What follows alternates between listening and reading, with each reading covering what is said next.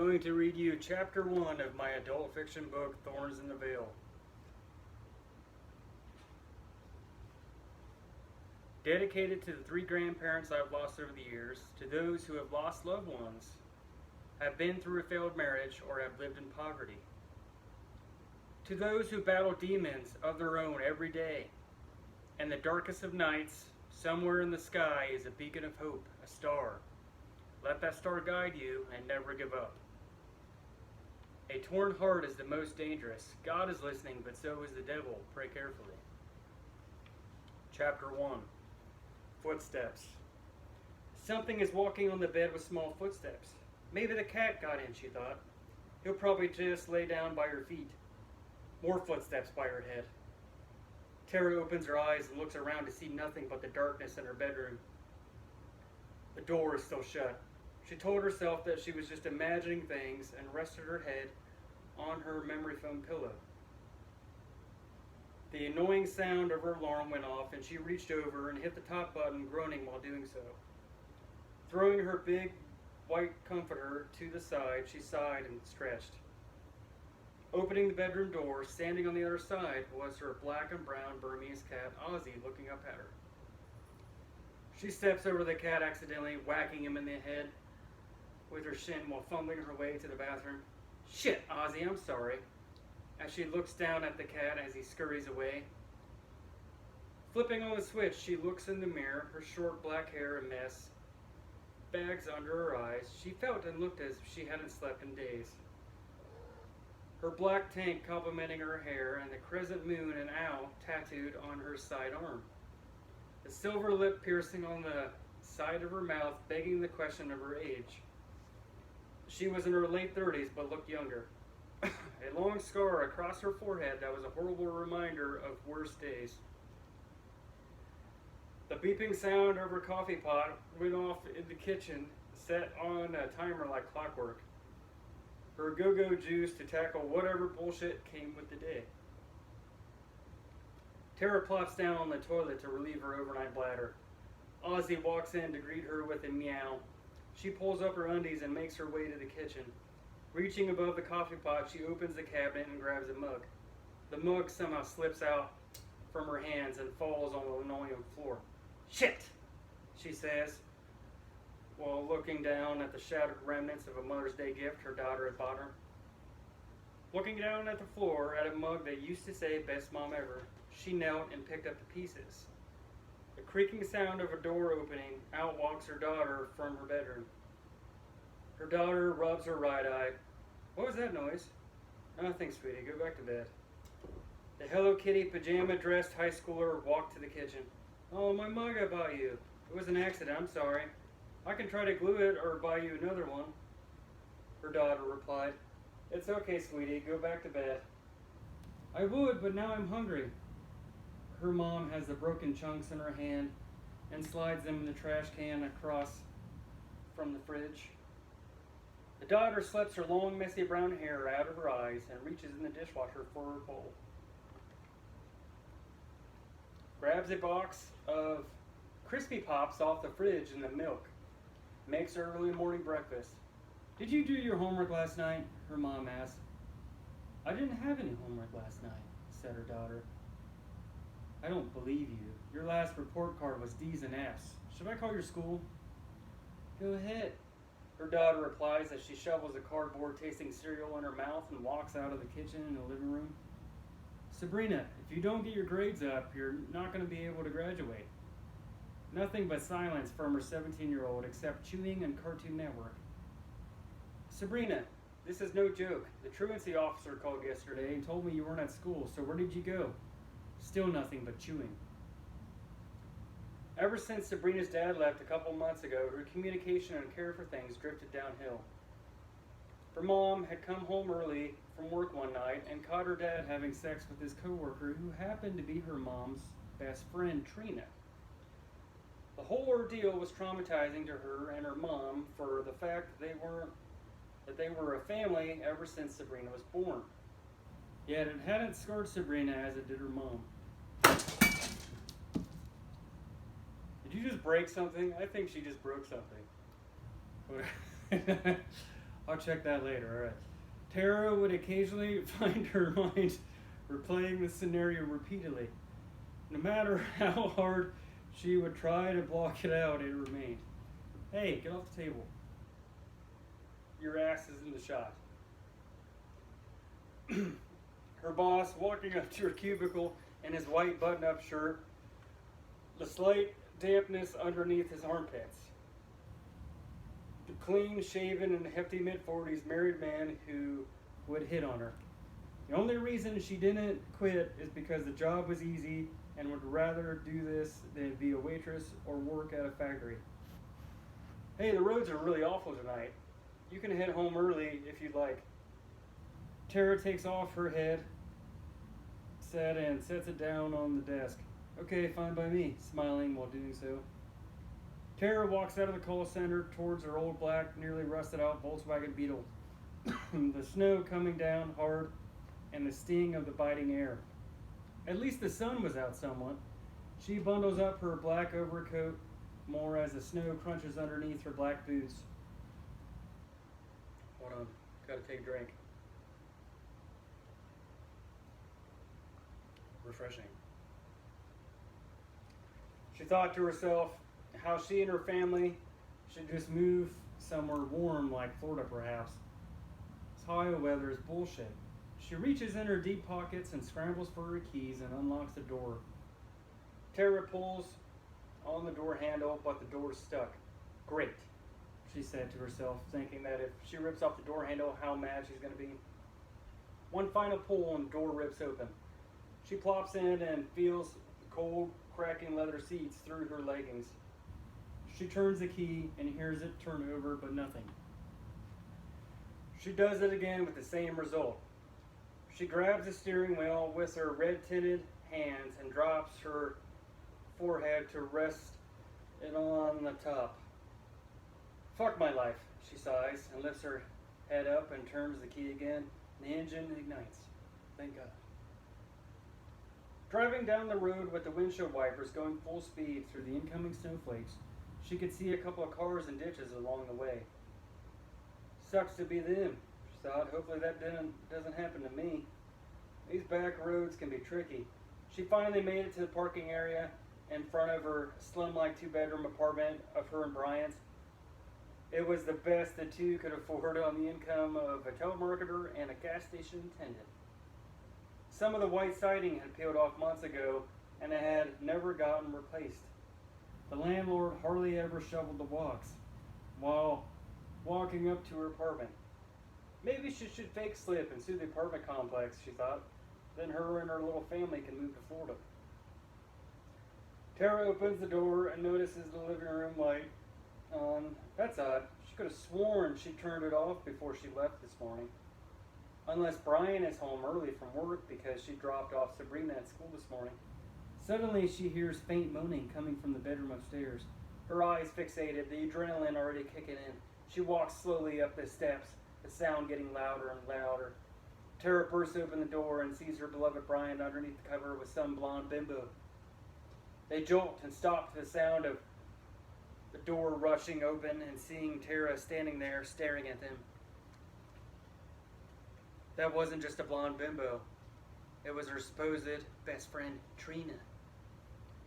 Brian had hooked Trina up with her job after Trina lost her job at the pet store for getting caught stealing fish from work.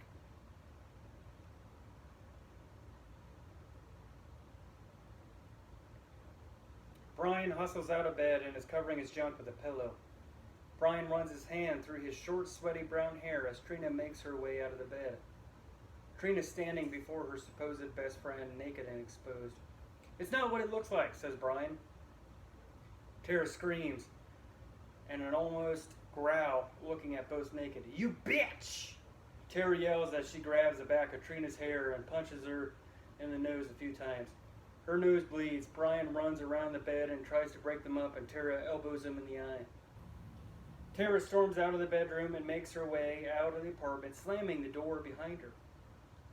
She gets in her car and drives off down the road, the snow coming down even harder, her windshield wipers going as fast as they can go. She has no idea where she's going, but has the urge to drive anywhere at that point. She turns down a back road with a small forest of dead trees.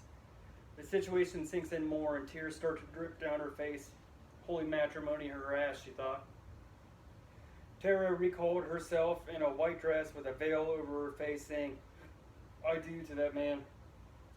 And how happy she was at the time.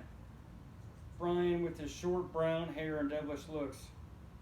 How could she be so stupid to trust that man? How could he do that to her? How could her best friend do that to her as well? Her and Trina had been besties since high school in the youth of their troubled years. Suddenly, a deer runs in front of her, and she clips it with her tire. The deer's antlers pierce the tire, and it pops, sending her car veering to the right off the road. In doing so, she runs over the deer and rolls the car down the ditch. The glass shatters. Time slows down. Thank God she cared enough to put on her seatbelt beforehand. Shards of glass fly and pelt her upper torso as she closes her eyes. One of them slices the flesh on her forehead, making blood trickle down her face and the taste of pennies on her lips. The car finally came to a rest upside down after rolling a few times. Her conscience faded in and out until the only thing she could see was darkness. Tara looked in the mirror and touched the scar of that very wound from that horrible day. Time to go to work and deal with people hanging up on her all day. Occasionally she would get nice people, but that didn't happen often. Most of the time, the nice people sounded elderly, or they lived in Canada. Not sure what it was, but every Canadian she would talk to seemed to be in a better mood. Must be the seemingly free healthcare up there. Whatever it was, their water must be clear or spiked with happy pills. At least 3 times a week, she would have to deal with a rude person. The most entertaining phone call was this guy who yelled at her to stop calling his number and told her to go stick her head in the toilet. The job used to get to her, but after a while, she got numb to the bullshit. Sabrina, dressed in all black with black lipstick, the rebellious stage. Her mom, with her somewhat goth appearance, didn't have it in her to tell her that she shouldn't dress like that. Tara walked out of the bathroom with her hair combed the best she could in a half-assed attempt at makeup. Grab your backpack. I'm dropping you off at school today and making sure you go. Sabrina grabbed her torn gray backpack off the rental couch. But won't you be late for work? Sabrina asked. So be it. I'll just tell them I had to make sure my brat went to school. They'll understand. Now get in the car. Sabrina walks out of the front door and walks up to her mom's silver Honda Civic. The car was older than dirt, but it was a hand-me-down from her uncle after her mom totaled the Volkswagen. The crisp morning air smelling of blossoming flowers, the wet grass smelling like dew, the luxuries of spring compared to the dull, cold past couple of months. Tara and her daughter left their old life behind, or were trying to at least. The farthest they could get was a government-assisted place, a town over, away from her father.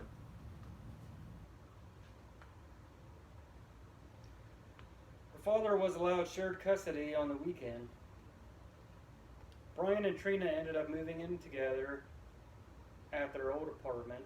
The situation as it did, her mom was a shock, and she never saw her father the same after that.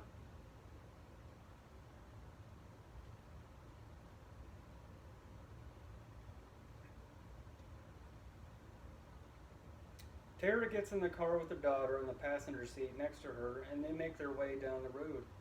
As Sabrina looked out the window, as the ground, which was covered with trash alongside the road here and there throughout the town streets.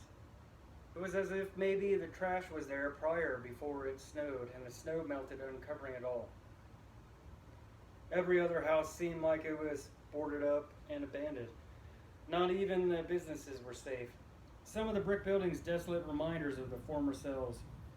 The area they lived in was known as the Hilltop, which she knew had a bad reputation.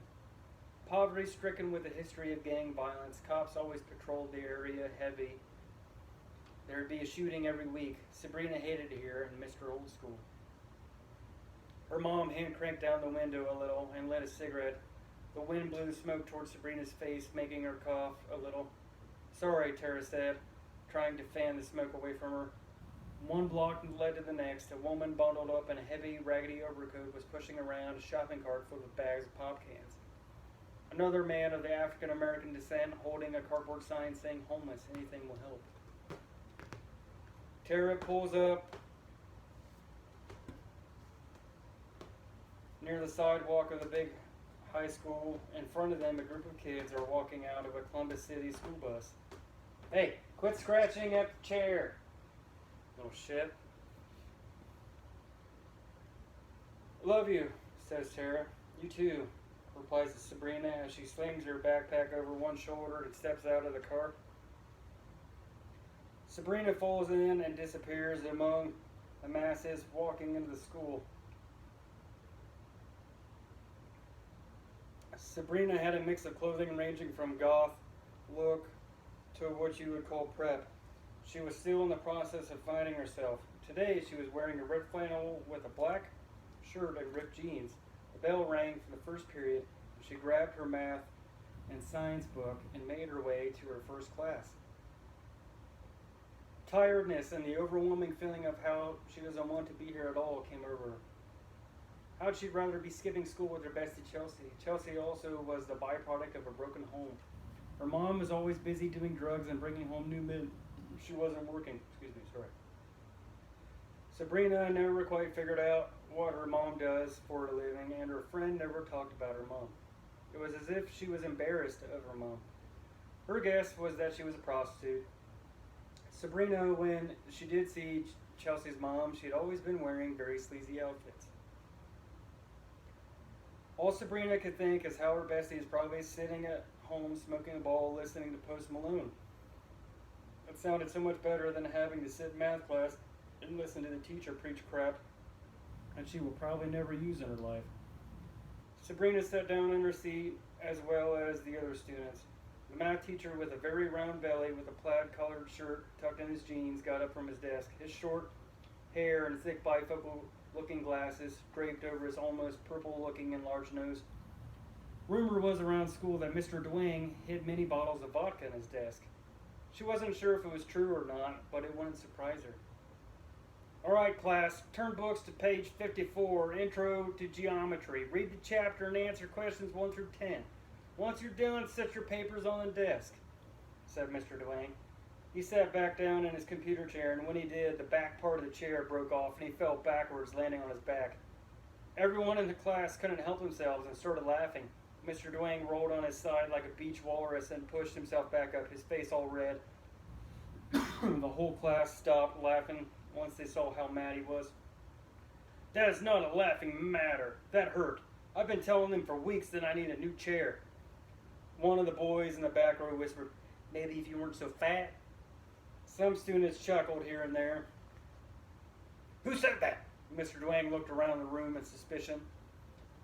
By the time she knew it, class had ended, and she had drawn a bunch of artworks on her paper and hadn't answered any of the questions from the book. A moon, a wolf, a fancy S, her name in cursive, and a pot leaf. Mr. Dwayne had borrowed the chair from one of the empty desks and had been sitting at it the rest of the period. She gathered up her books and even her drawings and made her way out of the classroom towards the cafeteria for study hall. Sabrina set her books down on a table where no one else was at and pulled out the chair. The chair made a screeching sound as she pulled it away from the table. Once she sat down, she looked around the cafeteria and saw a chubby guy with a mini mohawk checking her out. The dude smiled at her and exposing all his crooked teeth. Sabrina looked away to see a group of girls whispering to each other while looking at Sabrina. Next one to talk gets detention, says the teacher sitting at the first table nearest the cafeteria entrance. The teacher's name was Miss Rawlings. She was a mid-40s African-American woman who seemed to wear the same brown business attire every day. The woman lowered her head back into the gaze of her book. The cafeteria fell but silent, and only the faint sound of the wall clock could be heard. Sabrina pushed her books aside and laid her head down in her arms, closing her eyes. The sound of the clock hypnotizing in her eardrums as she drifted further and further away.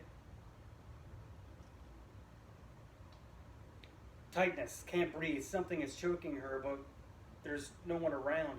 Sabrina opens her eyes and jumps up out of her seat. Everyone in the cafeteria is now looking at her.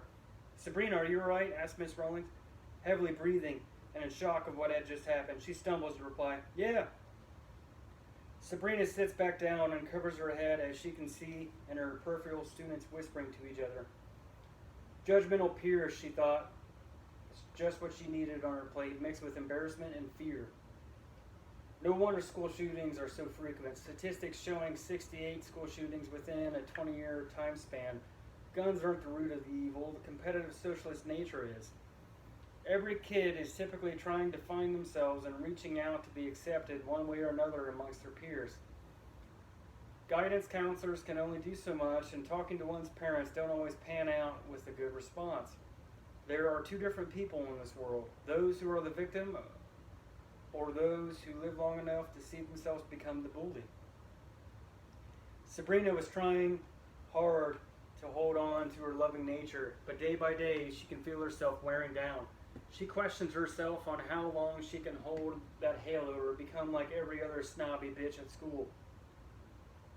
Regardless, she knew violence was never the answer. She had to stay mentally strong through and through. Her grandma up in heaven would want that of her. Sabrina's grandma passed a few years back. It was even harder for her mom to accept it, being her mother and all. Her grandma Evelyn was devoured away by the killer of all killers, cancer. In times of sorrow, of feelings of lost thoughts, Sabrina would look up, close her eyes, and mumble, "Grandma, give me a sign." She would never get a response, though. Having endured a full school day and the occasional unwelcoming of stares, she finally had made it home. In her bedroom, she walked and set her book bag next to her bed. Her walls purple, a comforter to match, a more pink than purple lava lamp next to her bed that wasn't on. Posters of Tom MacDonald the rapper and Maria Brink from In This Moment. And a white dress with chains on her and people with wolf masks behind her. A large white dresser across from her bed with a mirror attached to the top of it. Photos ranging from her kayaking with her dad to her bestie Chelsea with her arm around her. To her and her beloved grandma. Sabrina had been friends with Chelsea nearly since the beginning of high school. Chelsea was an African-American girl with braided hair and blonde ends. Sabrina walked up to her dresser and looked at the photo of her and her grandma. Her grandma with long gray hair and rather slender face covered in wrinkles, but eyes bluer than the ocean. Sabrina thought back of when that photo was taken out at her grandma's house out in the country in Ferrisburg, Ohio. The summer air, the smell of fresh cut grass while walking up the sidewalk to her grandma's back porch. Knocking on the door to see this elderly woman walk up to the screen with a big smile on her face and say, "Hi there, sweetheart." Her grandma walking out on the porch and sitting on the white bench, swing anchored into the roof. Sabrina following suit, sitting right next to her. Her mom, Tara, walks up on the porch too. "Hi, Grandma. I gotta use the bathroom. I'll be right back," she says to the old woman sitting next to her daughter. Tara opens the creaking screen door and walks into the old white house. Sabrina looks out into her grandma's massive garden filled with lilacs, sunflowers, and roses. A nearly 4-foot concrete statue of an angel in the middle of the garden. Her grandma turns her attention to the garden as well. Life is like a garden, young one. With proper care and attention, the flowers will bloom. These flowers may die, but will leave remnants so others may grow, says the woman who has stood the test of time. That ends chapter 1 of my book, Thorns in the Veil. Subscribe if you would like to hear chapter 2, and look up my other books, Catskill Explicit Content and Tales from the Shadows. And be sure to check out my song, Inner Beast.